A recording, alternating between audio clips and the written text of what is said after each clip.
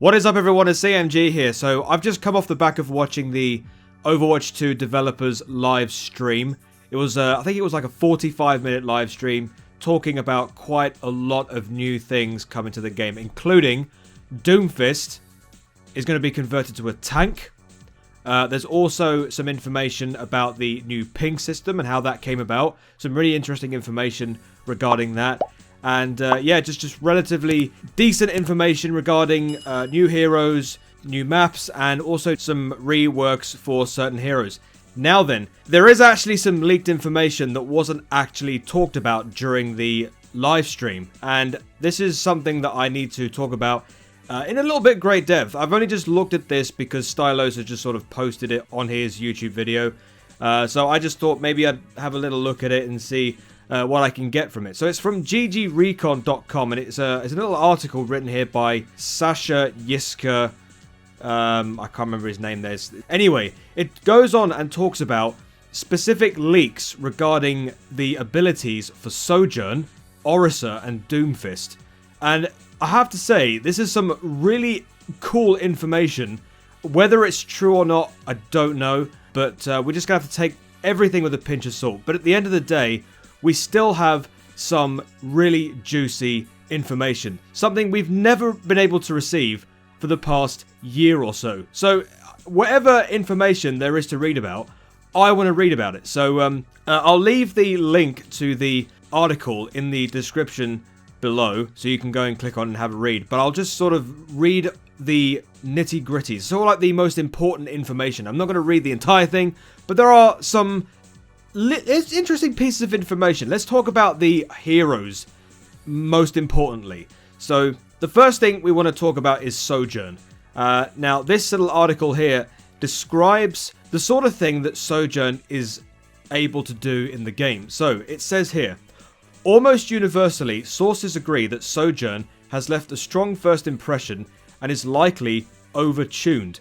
Sources have advised that she will need to be adjusted down a notch as she currently dishes out an oppressive amount of damage through her railgun ability.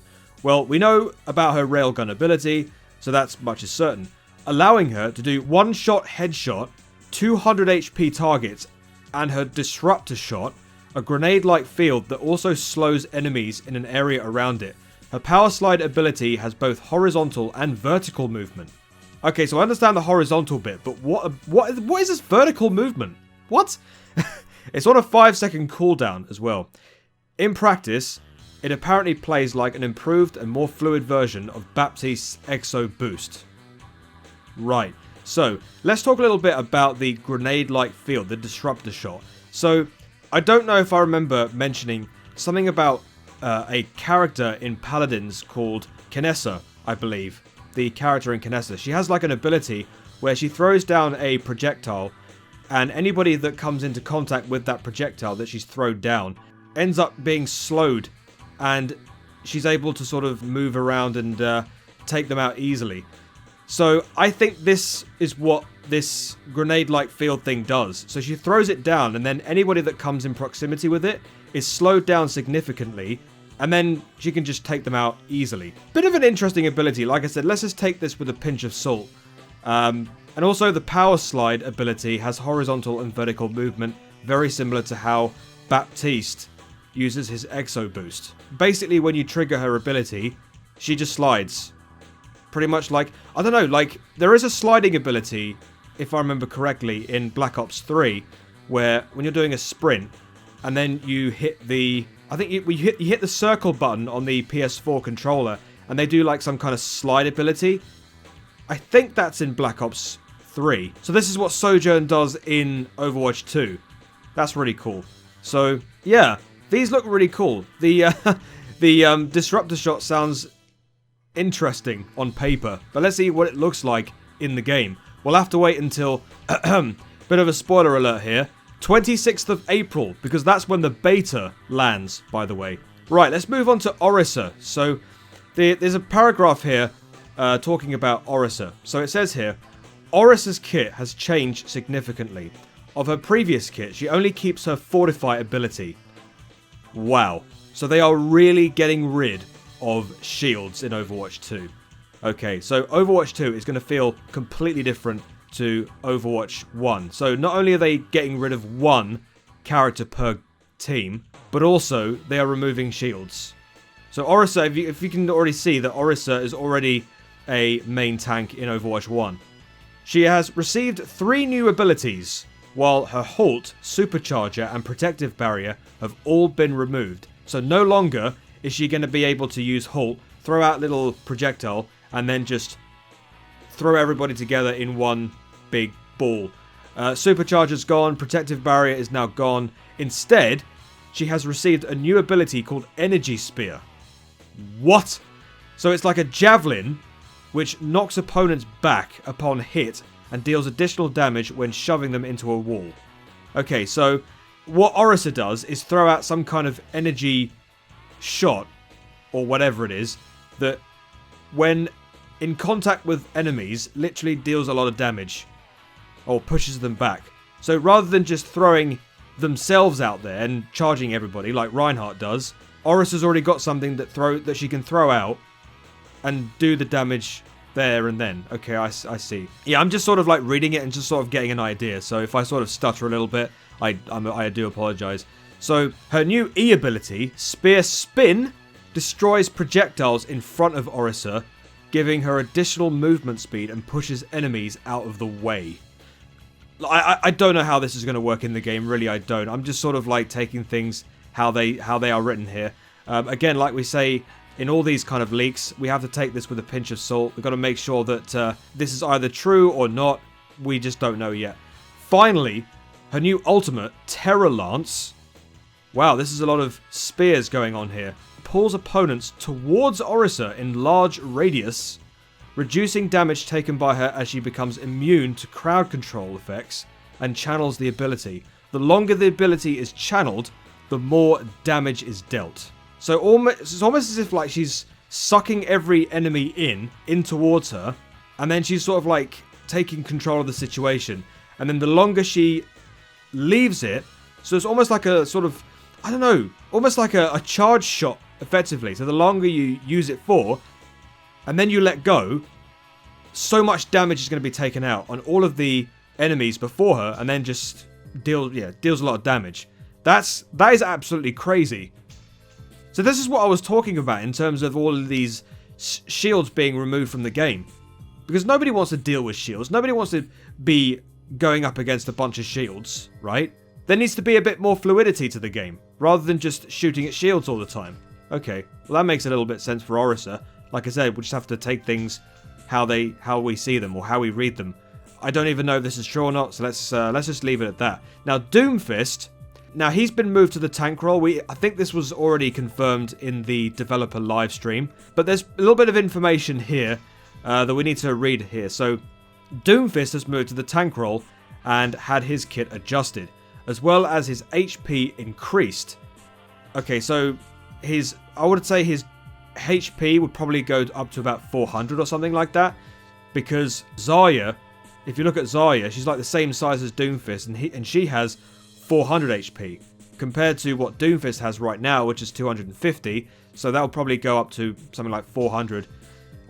Rocket Punch had its damage lowered significantly. So the amount of damage that he does with his Rocket Punch right now, which is a lot, that's been lowered, but receives additional functionality through a new ability introduced in the kit. So if I can remember how Doomfist works at the moment in Overwatch 1, so you use an uppercut to levitate yourself into the air, to get out, sometimes you use uppercut to get onto higher ground, and then when all of your cooldown is reduced, when you reduced all your cooldown, you use Seismic Slam to go it down to the team, then uppercut, and then use the punch to move yourself away from the situation. So then all you're doing technically is charging up your ultimate. That's how Doomfist currently works, I think. I don't know. I don't really play that much Doomfist. But yeah, anyway.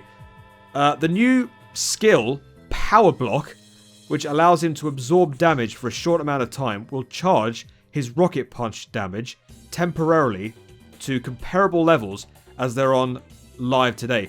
Okay, so this is interesting. So basically when Doomfist triggers this ability, anything that comes into him, he blocks. But then he uses that kind of damage to charge up his punch, right? I think that's how it works. So this is kind of similar to what Zarya does with her ability. So she uses bubble, so she absorbs damage with the bubble, charges up her gun. So the more charge she gets from absorbing damage, she does with her gun. But with Doomfist, it's like he's charging one single punch, right? So Doomfist will charge his rocket punch's damage temporarily to comparable levels as they are on live today. Rising Uppercut and Seismic Slam have been made into one ability? And the Doomfist will uppercut at the start of his ability while slamming down into a much wider area to uppercut. Wait, sorry, to provide crowd control. The damage of his ability... Okay, so whenever he seismic slams, he goes straight into an uppercut? That's kind of nutty. Okay, this is all strange information, but we'll have to see what happens whenever the beta goes live. But yeah, no additional heroes have been made. The alpha test so far. So this is an interesting little bit of information here. So if you want to go ahead and check out this this article, the link will be in the description down below. And yeah, let's see what this does. And well, the date of the beta for Overwatch 2 is officially, and they officially announced it on the Developer Livestream, the 26th of April. So we're going to have to wait another month until the beta goes live. Again, like I said in the last video, I don't know if I'm going to be able to play the beta because I don't play on PC. I play on console. So I guess I'm just going to have to wait a bit longer than some of the guys who are going to be able to sign in on the beta and then play on PC. So although having said that, you know, Jonathan Spector said on the live stream that he does care about the console players, and he will see if he can try and do something in terms of a beta for console players. Might not be during the beta for the PC players, maybe afterwards.